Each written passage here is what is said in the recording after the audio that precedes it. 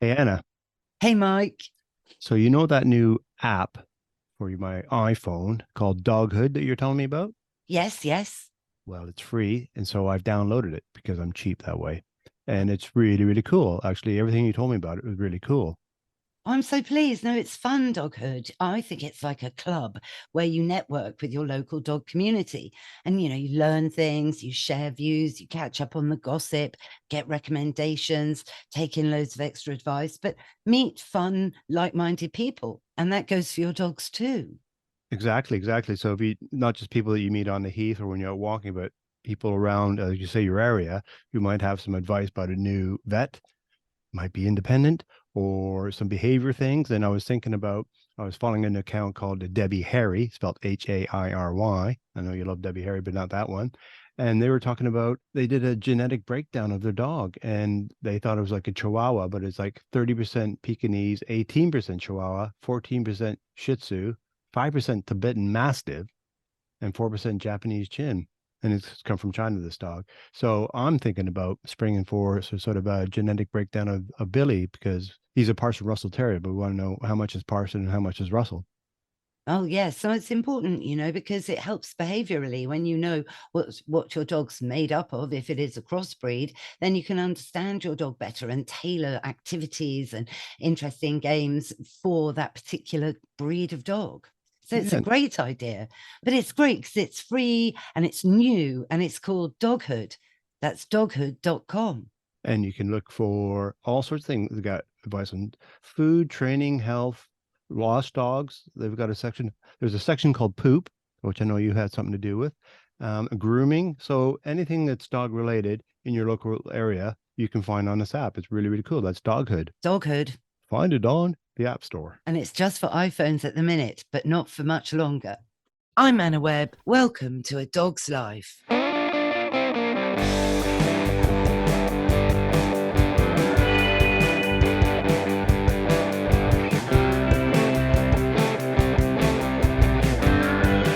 Mr. Binks, did you know that your chews cost almost the same amount as Prudence's big chews? And bearing in mind you are a third of Prudence's weight, I do find that a bit strange. Anyway, we're jumping on Zoom now to chat to Vet and Environmentalist Andrew Prentis about why sustainability in pets could be taxing the smaller dog.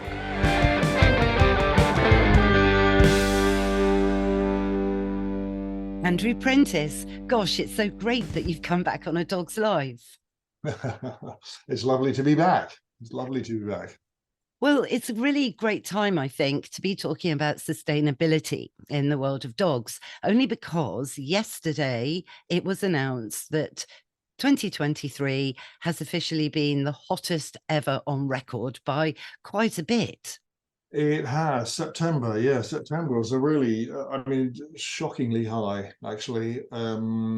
If you look at the graphs, looking at the temperatures throughout the time of year, this year is a record. It's really very, very worrying. It's not just a small change; it's a very significant change. So I think sustainability has been getting higher on the agenda for everybody, but actually an awful lot of people are still ignoring it, really. And it's the issue of our age. If we've got to get this right, otherwise it's game over. So it's crucially important that we all take sustainability extremely important. And well, pets are part of the story. Well, they are. I mean, there was a book years ago, I think it was called It's Time to Eat the Dog, not literally, I hasten to Yeah. add, but it was comparing how a Labrador is actually as damaging, if you like, to the planet as a 4x4 full of fuel that could drive hundreds of miles in its lifetime. So it's a 4x4 that you've got in the back of your car. Yeah, it's quite difficult actually. If you want to try and, we talk in terms of carbon footprint. How many greenhouse gases do we make? What sort of carbon dioxide are we responsible for? And for people in the UK, the average is reckoned to be about 7 tons. So 7 tons of carbon dioxide equivalent every year is the amount of resources that we use. And so one of the questions is, well, what is it for a dog? You know, Mm. how much is a dog? We think for a horse it's about a ton. Dogs vary so enormously in size. And you've got some little tiddlers that only weigh a kilo, and you've got the great big stonkers are up to sort of 60, 70 kilos. So Well, it's yes, it's one of the very few species where you've got such an enormous variation in body weight. that Um, is interesting, isn't it? This variation in size. yeah, Um, because, of course, it's true, a small dog will eat less, of course, than a large Irish wolfhound. A yeah, Chihuahua will eat less than an Irish wolfhound. They're the two extremes, the largest breed of dog and the smallest. exactly. Yeah, and I mean there are some figures out there. You know, they've tried to figure out, well, what proportion of the meat that is produced by agriculture, what proportion of it is actually ends up being eaten by pets? The bottom line is we're not really sure, but it could be as much as a quarter, which is an incredible figure. But because both cats and dogs, they're carnivores. Under most circumstances, they eat a meat-rich diet. They eat a lot. They do, and it's Yeah. at a time when our farming is increasingly under pressure. The environment is under pressure. We've got a growing human population that's probably going to go up another 20, 30, 35% in Mm. the next generation or so. You know, we've got to produce a lot of food to feed people. And then in this country, we have what, nearly 25 million pets.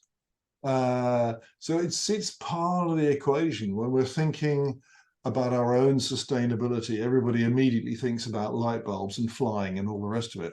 But actually, food is a big part of our environmental impact.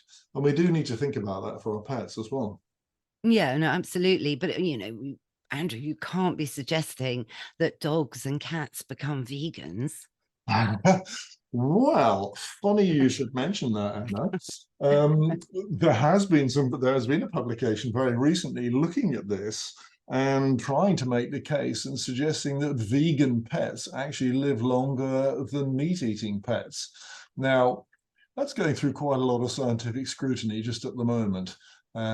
Cats, particularly, have always been identified as being what's called an obligate carnivore, and animals that absolutely need to eat meat. But we need to look more at these kind of issues. I mean, the reality is you can feed more people on 10 hectares of land if they're vegetarian than if they're meat eaters. And if the same can apply to pets, well, we do need to think about that. But it runs contrary to an awful lot of what we've understood all these years, which is, these are carnivorous animals.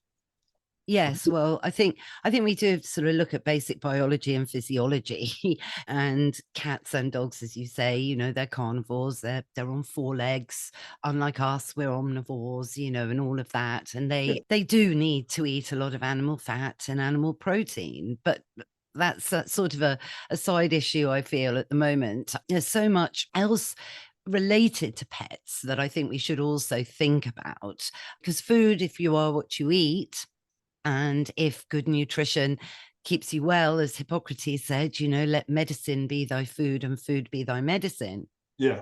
Through good nutrition for your pet, you can minimize costly, unsustainable trips to the vet, perhaps, Yeah. and just, keep life simple, a bit like, in the olden days on your little small holding where you're using scraps and what the humans didn't eat to feed the dogs. And a lot of the meat production, sure, I think dogs do eat 20% of the meat produced globally.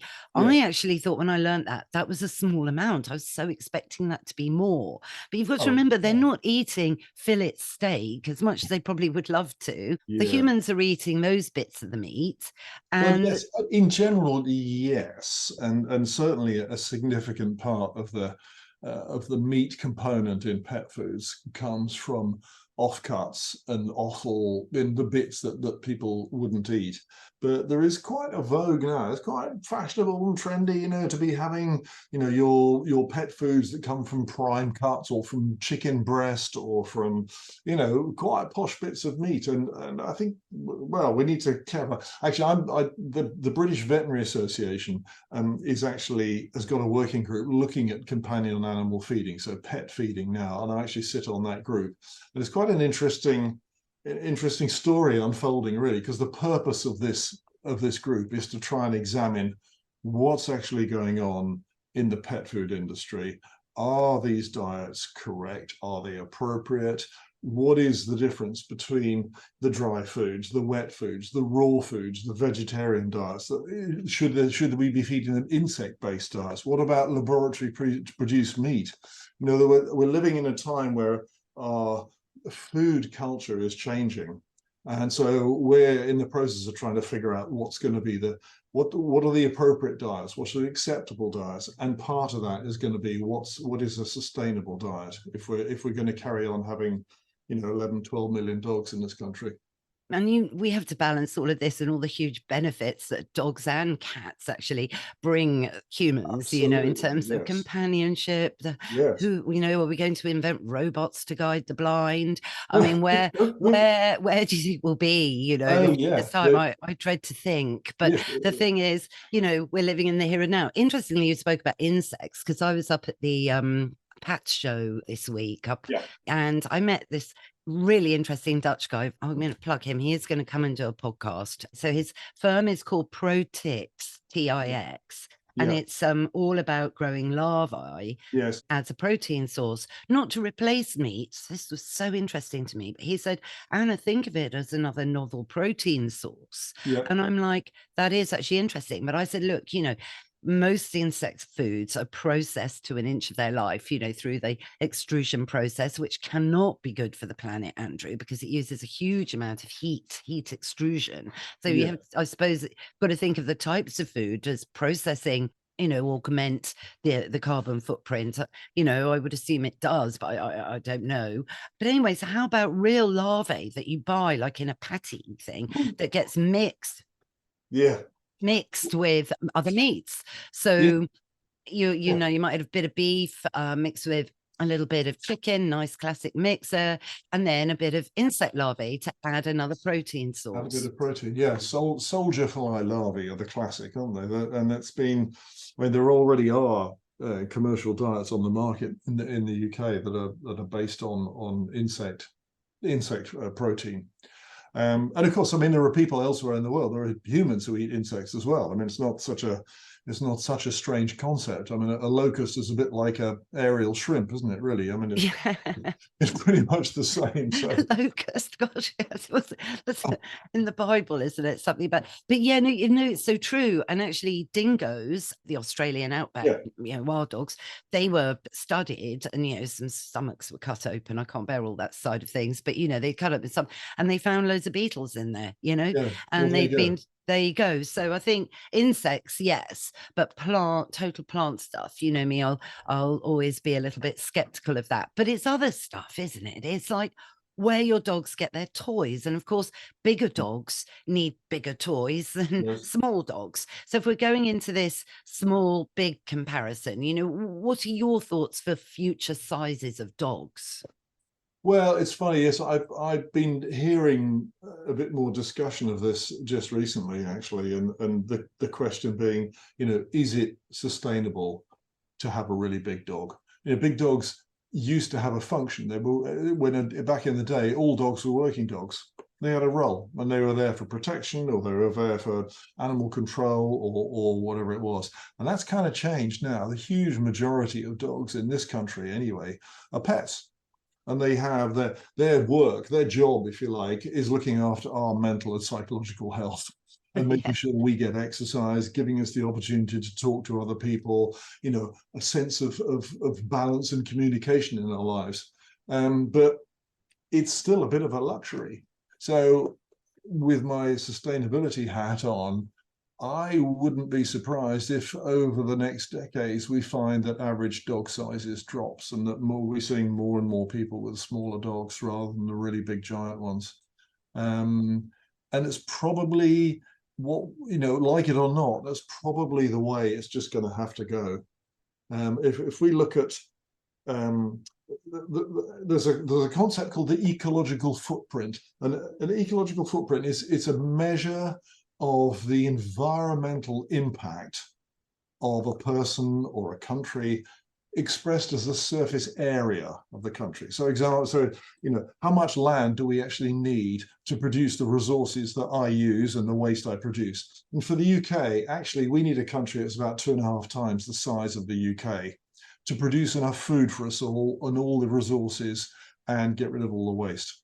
And that's a lot. It's too much, 2.5 times. We've only got one UK. So we do have to find ways of reducing our footprint. And smaller pets is probably one of the ways that we need to certainly think about. I mean, it's not the biggest one. Don't get me wrong. The huge ones are about energy use and about transport and about the buildings we live in and all those things. But, you know, you got to start somewhere, and every little helps. So I think there will be a move towards smaller dogs in the years to come. I think it's inevitable. And you mentioned, you know, it's partly about food, but of course it is.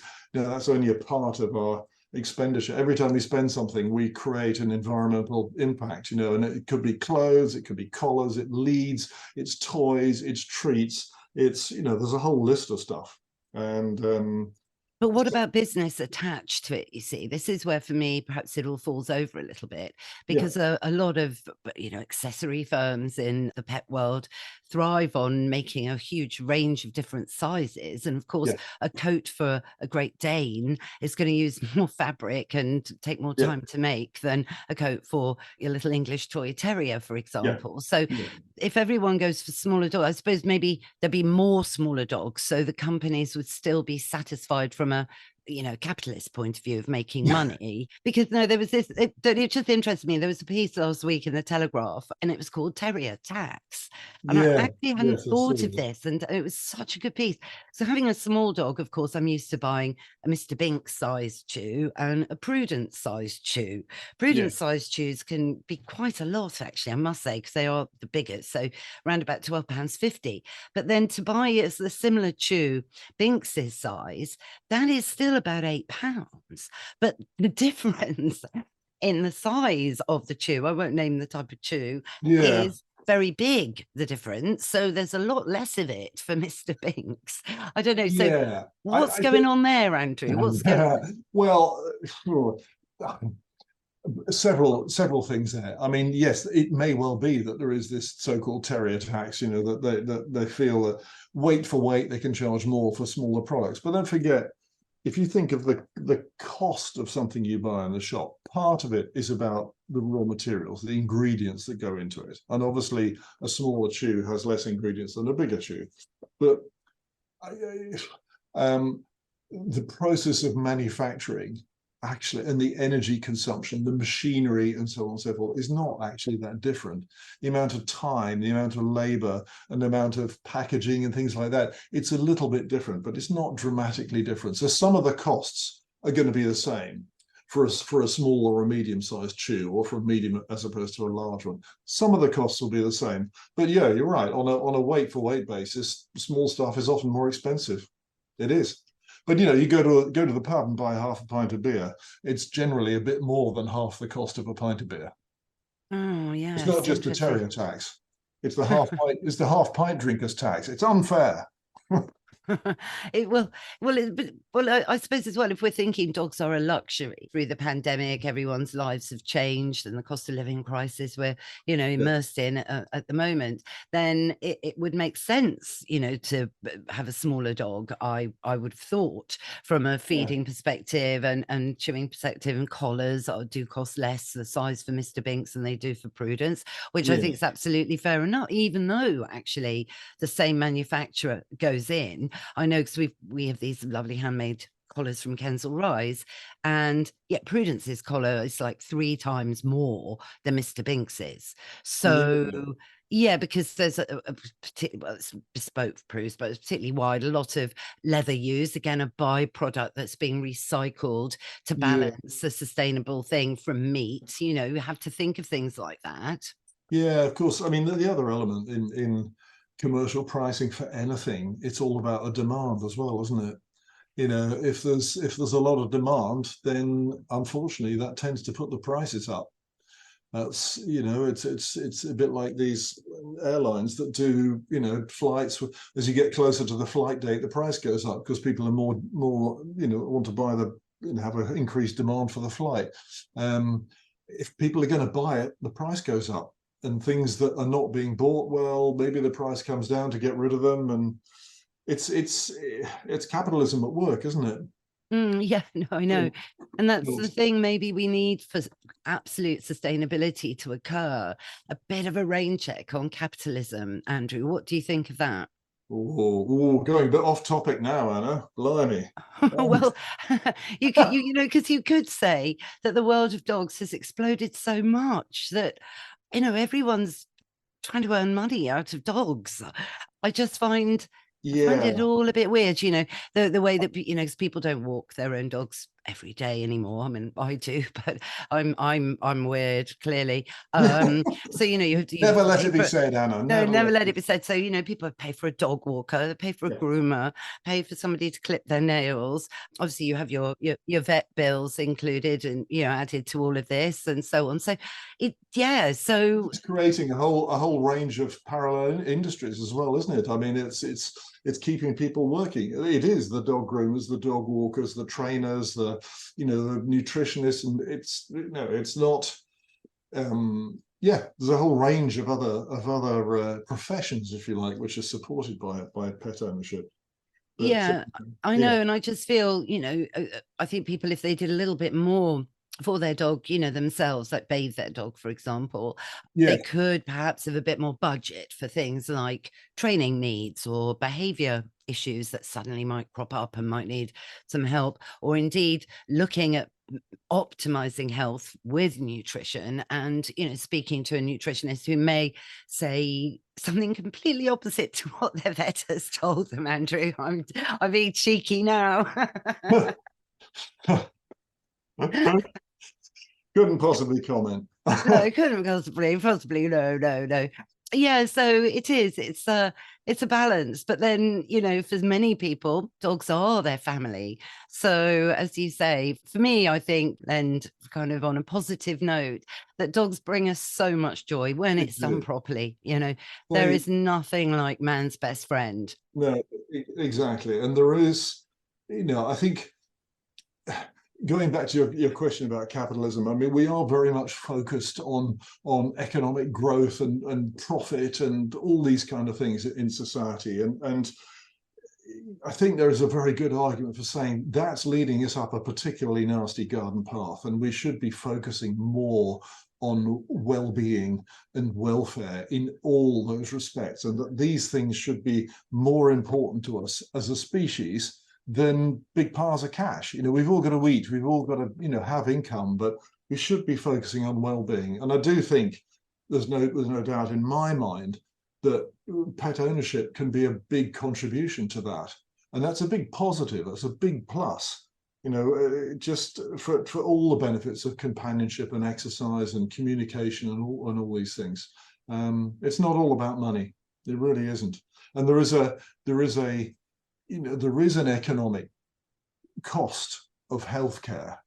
Healthcare does have a big economic impact, but there's a big cost of ill health too.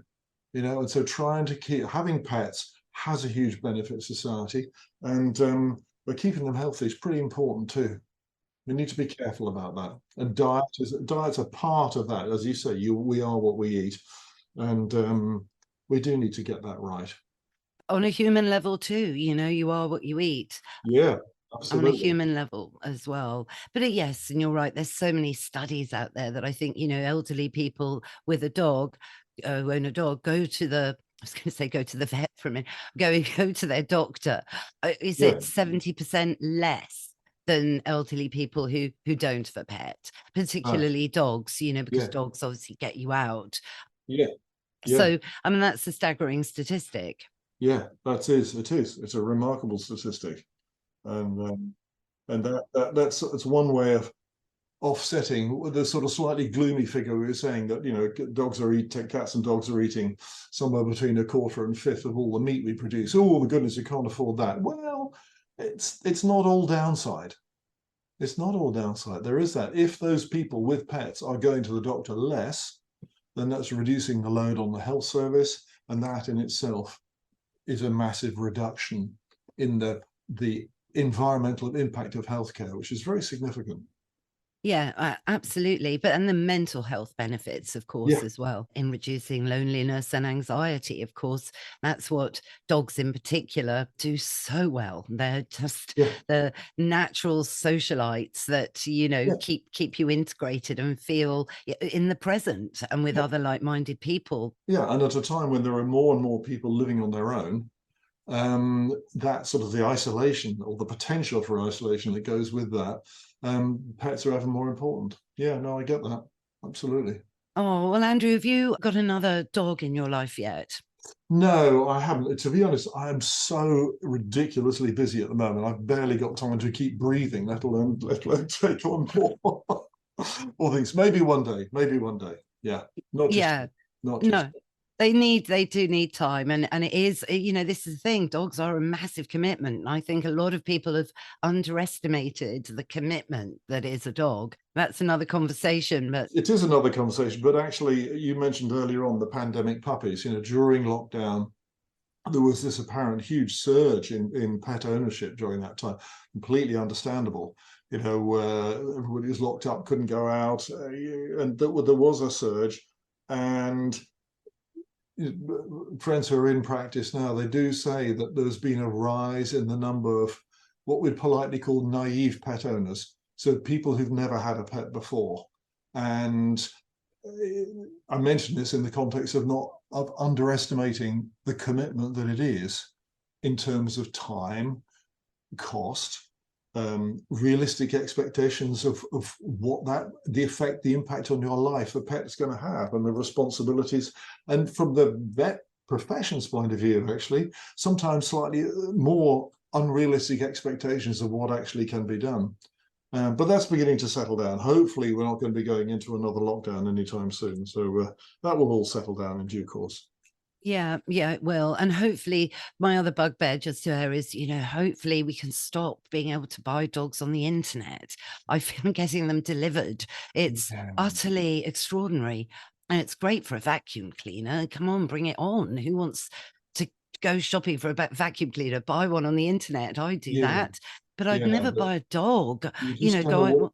you don't know what you're buying. Oh, You don't know yes, what mad. You can't. you know what the backstory is. You really don't, and that's pretty important. I mean, just same as for people. Those early weeks, it's very important what the parents are like, what the home environment's like. Was it a calm, gentle, nurturing, kind environment, building confidence and self-esteem and all that, or was it a fractured, traumatic background? Those first few weeks and months are extremely important, as you well know. It's Yeah. very hard to make a judgment on that when you buy something online. I know. But hopefully things will change.